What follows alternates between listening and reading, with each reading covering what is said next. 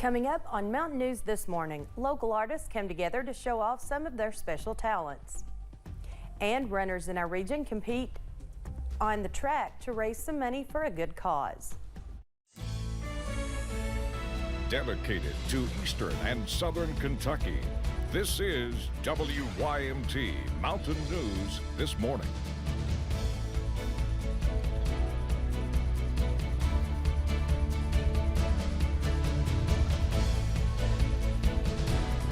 Good morning, I'm Chas Gayhart. It is 6:32 on Monday, March 7th. Let's go over and check in with Brendan in the Weather Center. And it's safe to say it's all across the board. Yes, it is a very active start to the morning for our neighbors in western Kentucky, but not so much for us just yet. Enjoy the lull, though.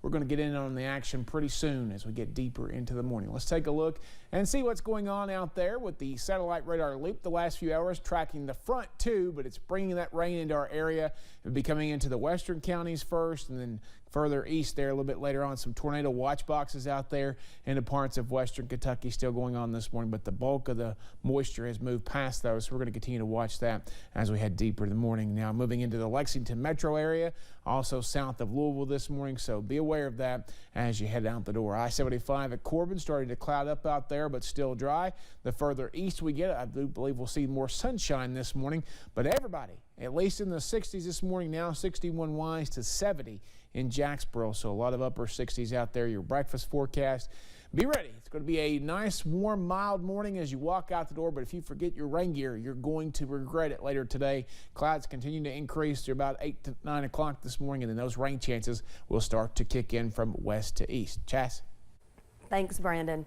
Well, new details are emerging in the case against Shannon Gilday. The 23-year-old is accused of murder after he broke into the home of former state representative Wesley Morgan. The recently released search warrant says Gilday's mother filed a missing persons report on her son the day after the murder. The documents show the most information came from Gilday's friend. Troopers say they were contacted by the friend, who say he found the directions to the Morgan mansion in Gilday's apartment. They also said Gilday had a history of psychotic problems and had been looking for homes with bunkers in southern Kentucky.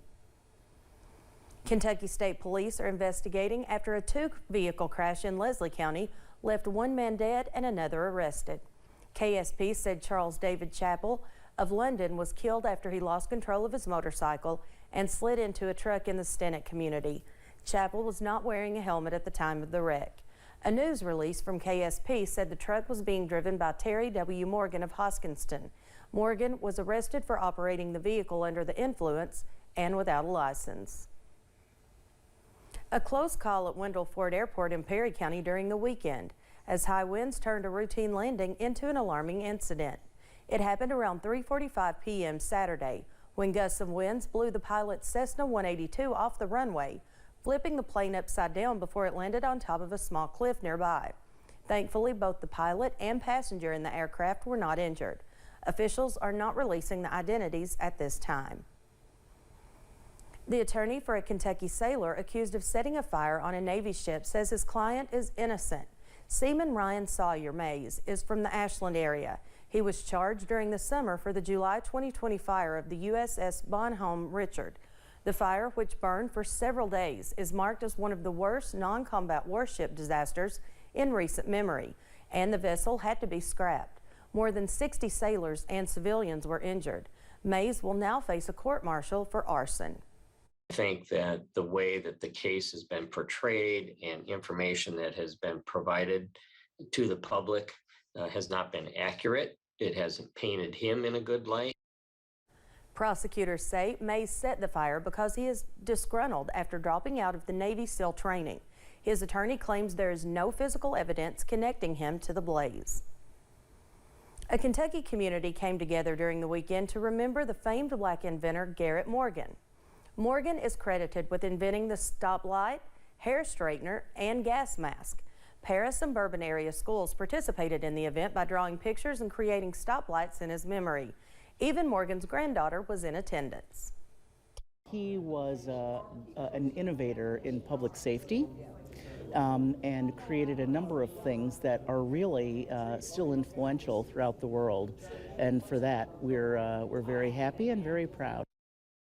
This was the second celebration that the community put on for Garrett Morgan, and the community hopes next year the celebration will be even bigger and better. A community breakfast was held in Mount Sterling to celebrate the woman behind a familiar face. Nancy Greene was born a slave in Montgomery County, and as an adult inspired the Aunt Jemima brand. Kentuckians have created the Nancy Greene Project in an effort to educate people about Greene's legacy. Her fourth great nephews, Michael and Marcus Hayes, flew to Kentucky to be part of the event.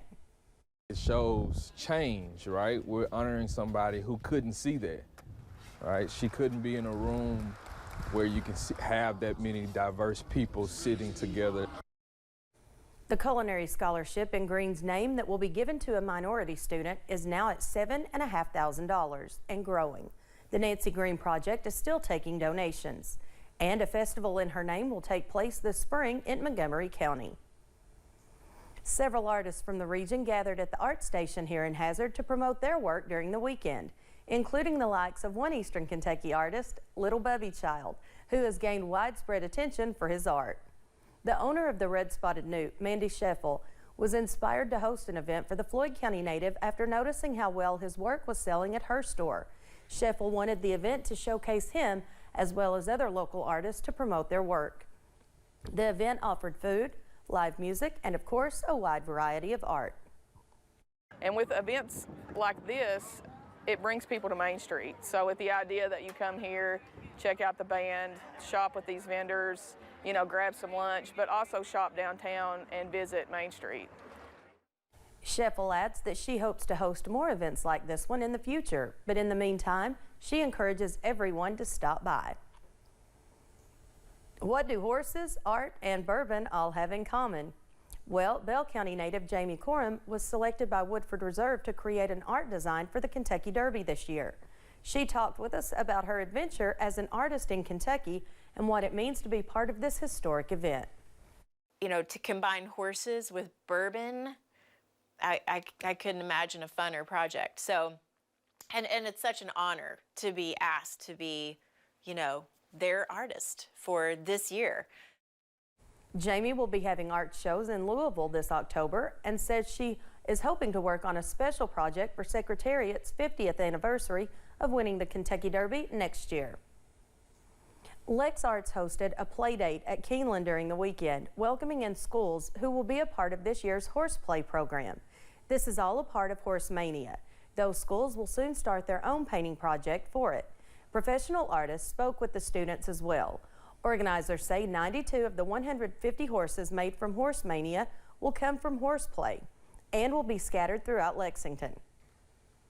It's called Bourbon Law, and it's going to be a horse that mainly looks like the barrel staves, the oak staves on the outside of the horse, with a cutout shape of Kentucky, so you can see into the bourbon barrel and see the bourbon aging, the aging process.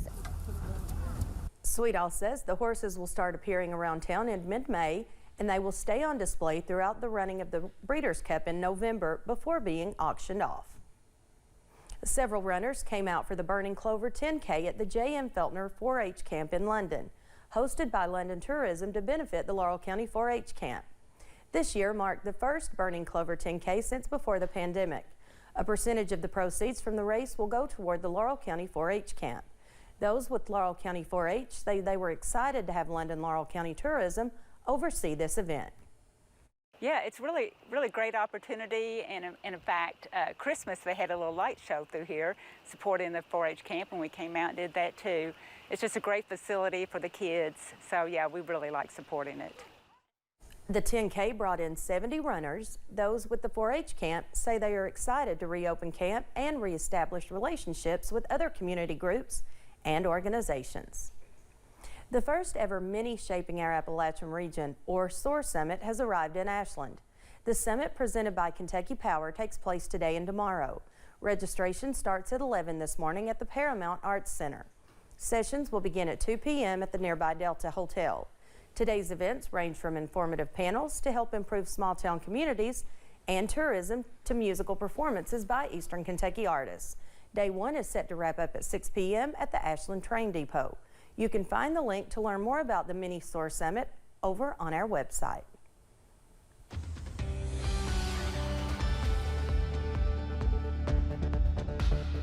6:42 here on this Monday morning. We continue to track that rain as it approaches our region. Not quite to us just yet, but we're going to have a timing graphic here for you to when you can expect it, zone by zone for you here in just a little bit. But you see it's coming through parts of Lexington now, south of Louisville, back down toward Bowling Green, and it will be in our neck of the woods in the next few hours. Take a look out there. Still concerned about this southern line because it's a possibility for some strong winds and maybe even some heavy rain there. So we'll keep a close eye on that as it gets closer to the region. Everybody in the 60s this morning, 61 Wise to about 68 now in Jacksboro. So temperatures have dropped a little bit. Our warm spot now, Monticello at 69. So again, we're continuing to watch that forecast very closely. Temperatures will be falling as we head into the afternoon hours. Should be around the upper 50s to 60 this afternoon, and then down to 38 after some early rain chances tonight. Chas? Thanks, Brandon, and thank you for joining us. The time is 6:42. Still to come on Mountain News this morning. The Vice President of the United States expresses the need for voting rights during the anniversary of a major moment in the civil rights movement.